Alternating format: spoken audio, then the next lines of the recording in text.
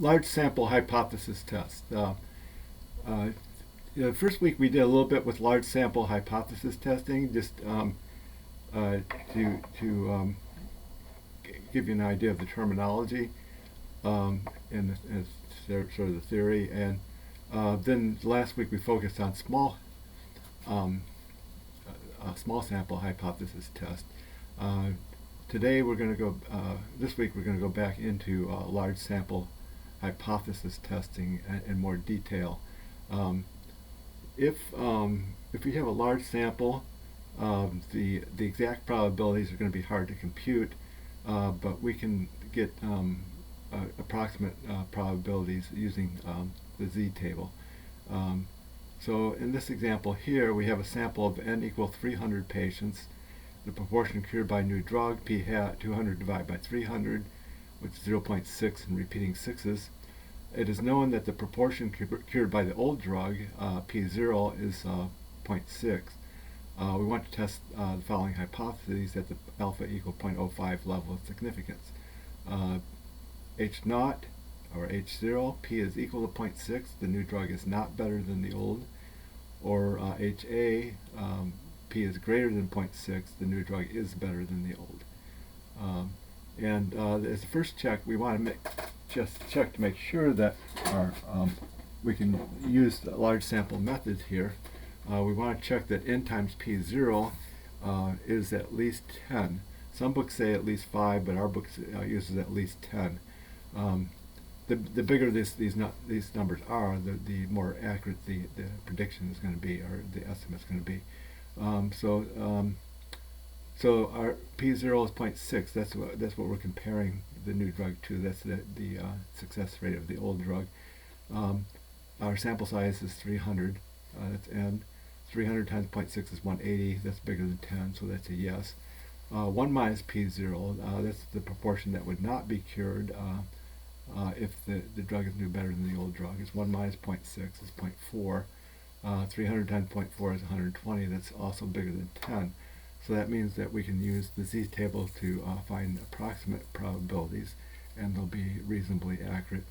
So this is the formula for to compute the p-value, and we just plug in the numbers. So this is going to be the probability of z is less than,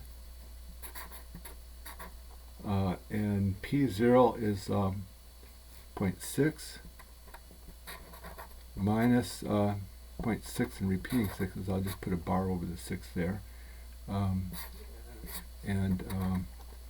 then times the square root of n, so it's square root of 300. Kind of running out of room here. Divided by square root p0 is 0.6, 1 minus p0 is 0.4. Okay, so it's the probability z is less than, and then so I think I'll do 200 divided by 300. 300. That's up here. 200 divided by 300. That's p hat equals. I get 0.666 and repeating sixes. I'm going to store that in memory so I don't have to keep retyping that. So it's a 0.6 minus the second recall equals, and then times second square root 300 equals divided by second square root 0.6 times 0.4 equals, and so I get negative 2.357022604. Now if you use technology, you can carry some of these extra digits, but if you're using the table only has these scores rounded to nearest hundredth. So if we round this to nearest hundredth, that's approximately negative 2.36. So then we go to the z-table, in row negative 2.3, column 6. negative 2.3, column 6, and the probability is 0.0091. So that's going to be the p-value, 0.0091.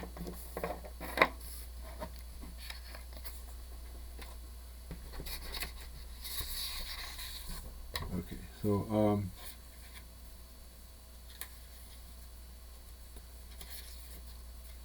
let me get the next page here. Okay, so this is the bell curve here. So the z-score is based on the bell curve.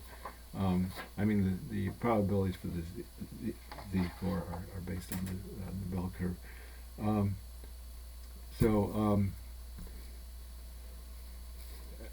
The probability corresponds to the size of the shaded area. So this shaded area here is 0.0091. It's actually not to scale.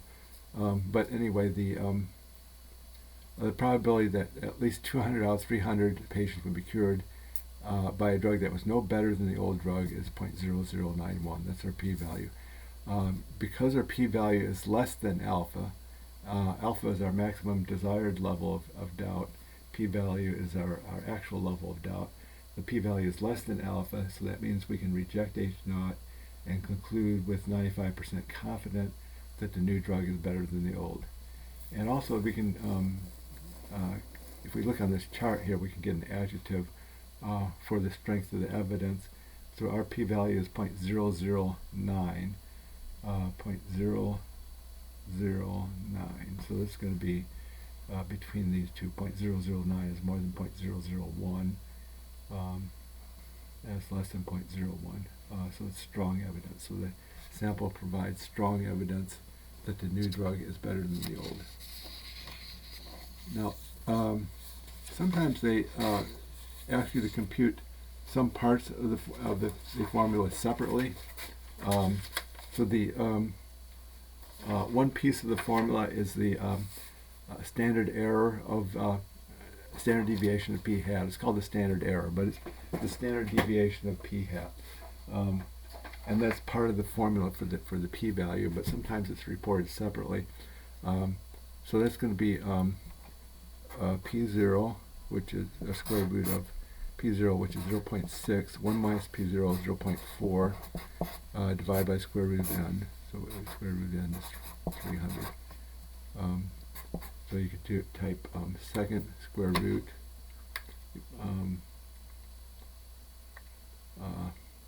0.6 times 0.4 divided by 300. 0.028 something.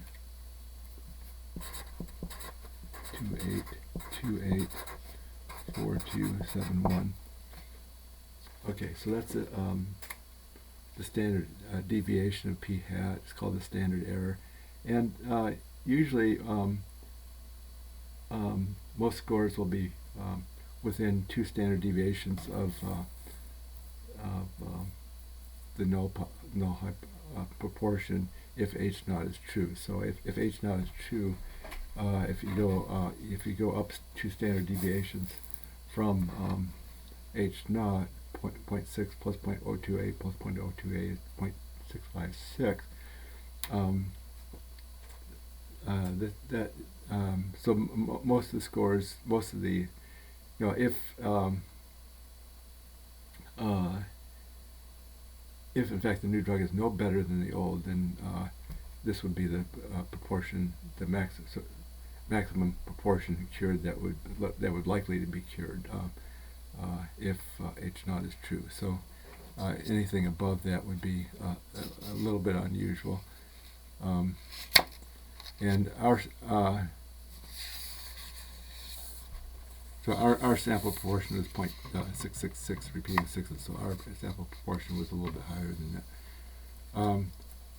Another part of the formula for the p-value is the test statistic. In the formula I wrote it like this, with p hat minus p0 times square root of n all over square root of p0 times 1 minus p0. If we've already computed the standard error, you can write it as p hat minus p0 over the standard error. that can also be expressed in words as the point estimate. P0, p hat is the point estimate minus the null value divided by the standard error of the point estimate.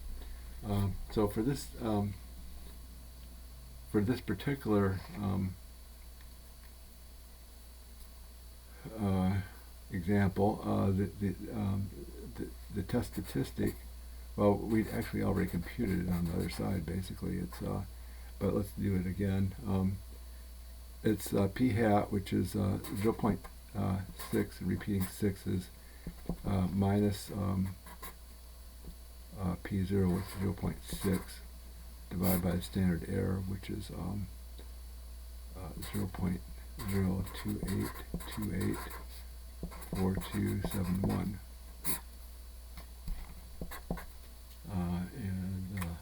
Okay, so let's store this in the calculator. Let's do it. I'm putting this in memory, and I already put this one in memory here. So second recall minus minus 0.6 equals, and then divide by second recall, and equals 2.35.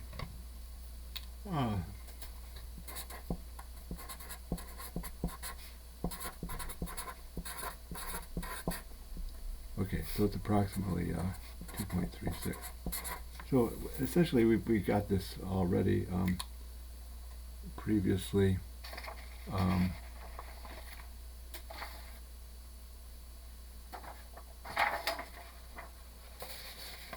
It's the same number, except for the sign. It's the same number we've computed before.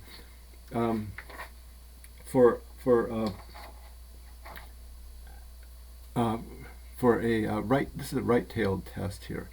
For a right-tailed test, I put the P0 first in the formula because our table is a left-tailed table. So generally you want a test statistic that's going to be negative. So if it's a right-tailed test, usually p hat would most of the time be more than p0. So you want to put p0 first, so you get the left tail. In order to use the table, we have a left-tailed z table.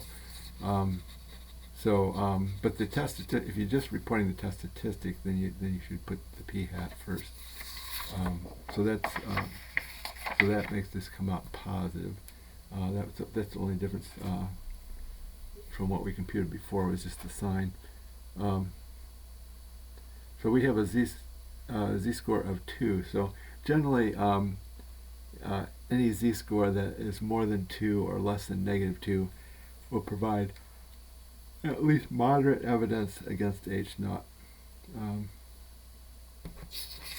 Okay, so next example. We have a sample of 200 light bulbs. The proportion of defectives, p hat 0/200 is 0. In order to meet industry standards, the proportion of defectives must be less than 0.1. I want to test the hypotheses at the alpha equal 0.05 level of significance. P equals 0.1. Company does not meet the standard. HA, P is less than 0.1. Company does meet the standard. So, if there are fewer than 0.1 defectives or 10% defectives, then the company will meet the standard.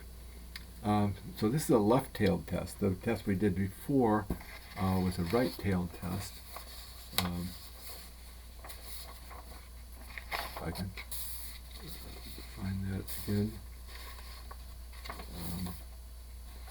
What we did before was a right-tailed test. We have a greater than symbol here, and we're going to reject H0 if we think the new drug is better than the old. But this one is a left-tailed test. Company meets the standard if the proportion of defectives is less than what we would expect under H0. Okay, so anyway, so it's a similar procedure. we again want to check that n times p0 is at least 10. So p0, that's the value of p if h not true, that's 0.1. 200 times 0.1 is 20, that's bigger than 10. That's a yes. And then 1 minus p0, that's the proportion that are not defective. Well, if you have 10% defective, that means 90% are going to be not defective. You can do 1 minus 0.1 is 0.9. 200 times 0.9 is 180, that's bigger than 10. So that means we can use the z table to get an approximate p-value. Okay, so we're going to plug it into the formula.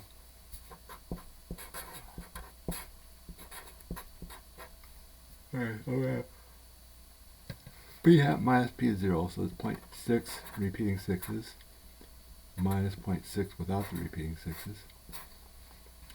Square root of 200. Oh no, I'm sorry, it's 0.1. P hat is 0. I was thinking of the other problem here. So p hat is 0, 0 out of 200, which is 0. And p0 is 0.1. And then we'll multiply it by square root of 200, and then divide by square root of 0.1. 1 minus 0.1 is 0.9. That's a proportion that would not be defective.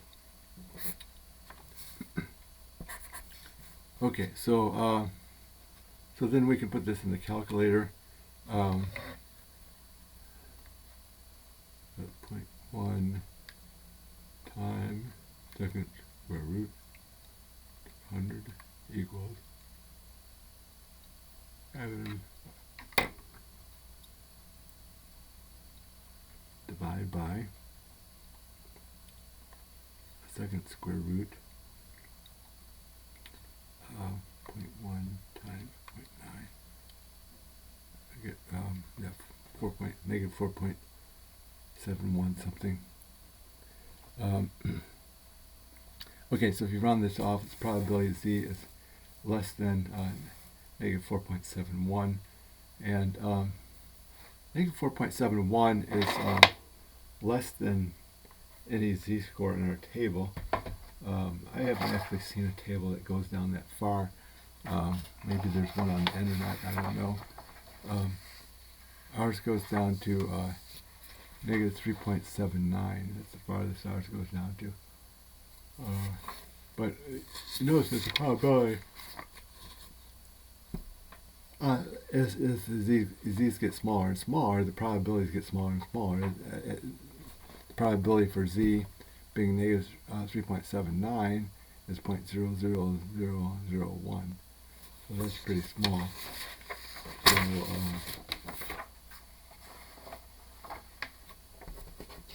So, okay, so in by the sign, they probably would want you to take just write the answer 0.0000.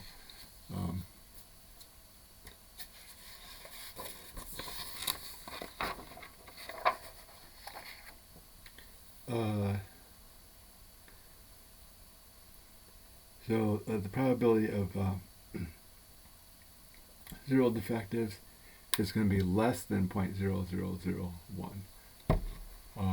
And that, so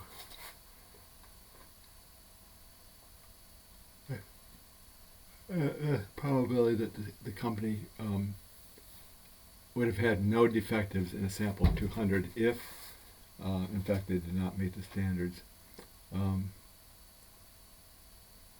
Okay, so some of the exercises have links to SALT or technology, and yeah,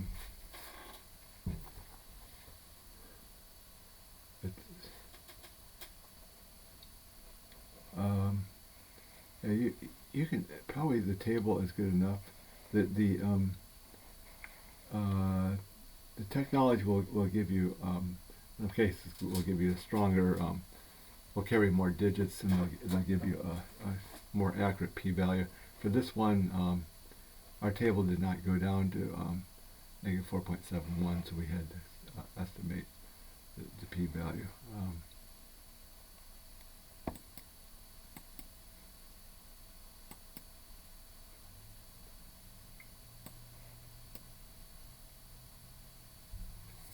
Okay, so see.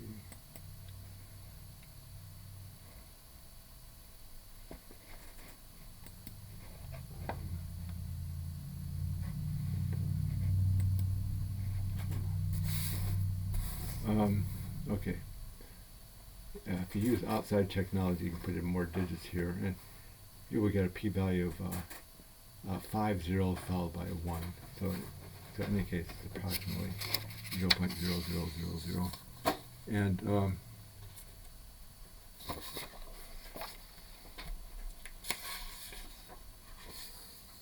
the p-value is it's less than 0.001, so it indicates the sample provides very strong evidence. Okay, next example, we have a sample of n equal 40 tosses of a coin. The proportion of heads, p hat, 30 out of 40, or 0.75. If the coin is evenly weighted, the proportion of heads in the long run should be 0.5. That's going to be our p0. And we want to test whether the coin is evenly weighted. So this is a two-sided hypothesis, the two-sided alternative.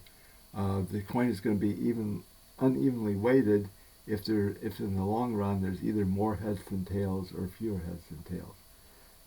So our H naught is P equal 0.5, the coin is evenly weighted, versus HA, P not equal 0.5, the coin is not evenly weighted.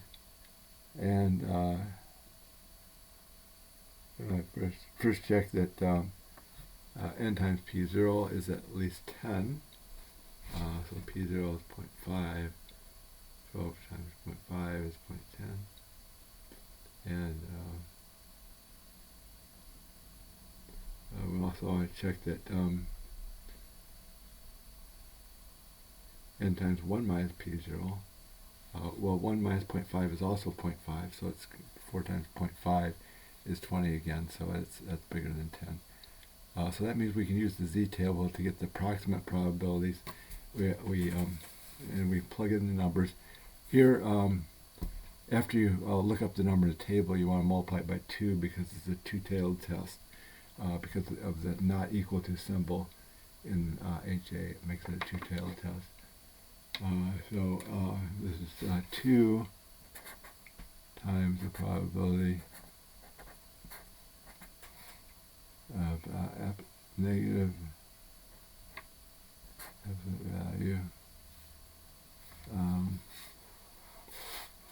and p hat is 0.75.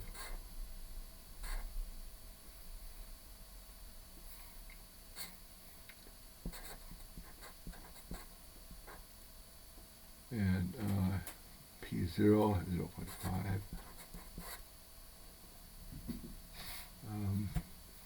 All over the root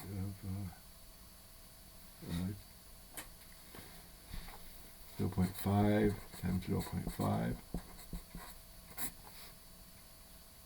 And so this is between equal 1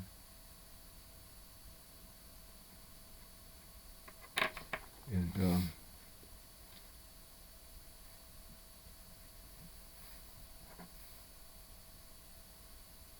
sample size, we multiply by the sample size of 40, square root of 40.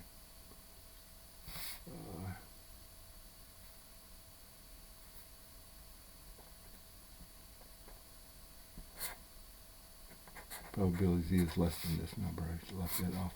Okay, so if we do the computations, so this minus sign in front of the absolute value is going to force this to be negative, and the reason I did it that way is because we have a left-tailed z-table. So if you're using a table set up differently, you don't necessarily have to multiply by the negative here. So do 0.75 minus 0.5 and then push equals because that's inside parentheses. We need to do that first. And then times second square root 40 equals divided by 0.5 equals 3.16 something. And it's going to be so 2 times probability z less than negative 3.16. Okay, so we want to look in row 3.1 and column 6 of the Z table.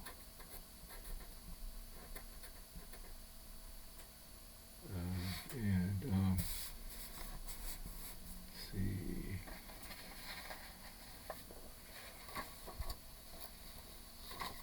Negative 3.1, column 6, so it's 0.0008, and then we multiply that by 2, so it's 2 times 0.0008, so it's 0.0016. Okay, so so that's our p-value, and